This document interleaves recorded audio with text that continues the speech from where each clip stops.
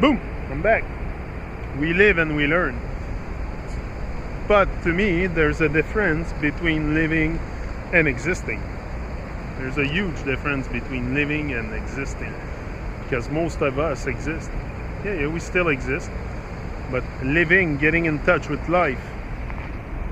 Life is bigger than your life. Life is bigger than my life. That's one thing I know. And to get in touch with it, with the dream, with creating a living dream, creating your own legacy, creating your own thing here, is something that is called living. And through living, you learn, for sure. But if you want to learn, you have to experience living. Most of us just exist. Most of us will exist all their life. I would have exist if a tragedy would not come and shake my world. If a tragedy wouldn't have come my way to shake me, I would have still exist probably for the rest of my days. Probably because you're comfortable and you're in the illusion. We're very comfortable with the illusion of knowing, illusion of also that we're creating a life. Like we're not creating. First of all, we're not master of our time.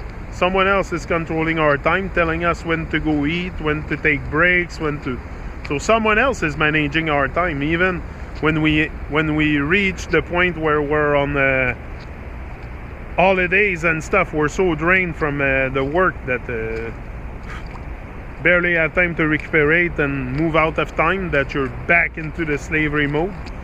So and that's true. That's true, because it's possible to design a life that you are the master of your time, that you are master of everything. It's possible.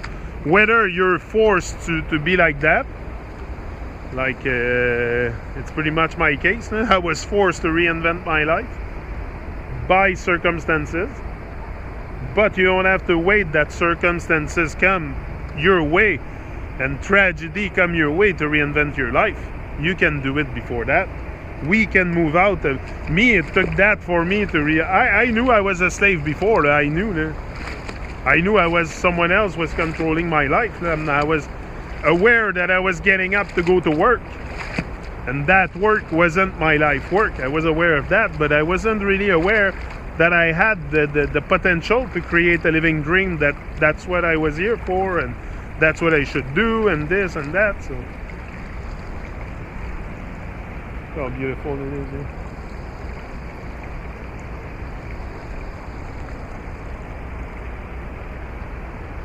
Beautiful. Look at it. Majestic. I love that spot here. Great place to chill. Great place to come and make videos. That's why I come here all the time. It's I have my 2 feet in water in permanence. So just that is very good. It's keeping my feet hydrated. I don't have dry feet anymore since I'm always in the river. My feet are less dry, so I like to come here. It's a good natural hydration. Problem with that word. But it's une hydratation de la peau normale, de façon naturelle. And that's what we should go back to, our more natural ways of living. We don't need to put nonsense chemical creams on our skin to moisture our skin. Water and but we live in boxes. That's the thing. People live in boxes. You know how many people live their whole life inside that they barely go sit outside in the sun. Like, look at the beautiful day today. Right after my talk this morning, I was outside doing my thing around the house. I was sitting in the sun, sunbathing. It's good energy. The sun is good for you. They tell you that the sun is bad for you because they don't want you to see the light. They want you to stay in darkness. So for sure they're going to tell you that the sun is bad, but the sun is so good for us. Come on, the sun is the light of the world. And it's everything. It's what gives us life.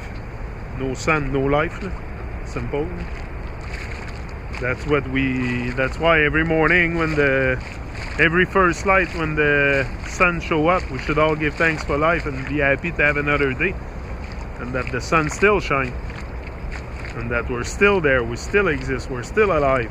We don't have to give our life away to other people and to let them manage our life. We can reclaim our time, our agenda, our power, everything. If you have let it go, then it's possible to. It's there. It's not so much by. It's maybe a reclaim, maybe a reclaim, but the power is there. It's not because you're not powerful and that you have the power to create a magnificent life just like me. It's just we don't give ourselves the chance because of comfortability. For the price of comfortability, we let go of our dreams, and that's spiritual suicide to me. It's a mental genocide out there, for sure. I'm not a victim, but I'm in a world that doesn't dream anymore, that doesn't want to dream anymore. The world doesn't really want to dream or have big visions. The big visions are gone for the small stuff and the instant gratification. So not too many people have big vision these days and put their vision to the test and start doing their thing and manifesting their greatness. Most of us are in comfort and like to remain in comfort. We love the fantasy, where we fell in love with the fantasy. We fell in love with the nonsense world. We fell in love with the... We were fallen so deep in unconsciousness. No one cares. No one fucking cares. We're so indifferent to life. Terrible. And everyone is like that. That's everyone, even me. Sometimes I'm very indifferent to other people because they're indifferent to me. But I'm trying to treat them as best as I can, not as good as I am, not as bad as they are. And so I say hi to people, and sometimes they look at you weird, and you have to expect that. They're very programmed. They're robots programmed in a matrix, and it's very, very. They have no idea what reality is. I have no idea either, but I have a bit of an idea what reality can look like.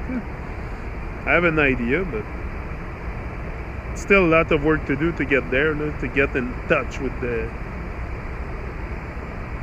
Anyway, me, I've decided to put the priorities at the right place, which is my dream. My dream is my priority. My children, my family, then my dream. And because even if I have my dream, if I don't have my family, if I don't have Gavin with me, pointless. Family first, then the dream, then... But the dream is included in the family too, so the family is included in the dream, so everything follows. But I want to travel the world. I want to bring Gavin in China and all kinds of places. Like I want to travel Africa. I want to travel the world, Gavin. That's what I want to do. Me too. By the age of 50, I want to travel the world. So another 5 years, maybe 5-6 years of hard work, and we're gonna get there. I'm confident that with time, patience, and consistent action, I will see my dream come true. I'm a dreamer. I've always been a dreamer, but I'll see my dream come true. One day we will be in a plane traveling the world, and that day I will look at you and I'll tell you. Remember, Gavin, when I told you at the chilling spot that morning that I'm a dreamer and I believe I trust that my dream will come true. That's what's gonna happen. They will come true. China.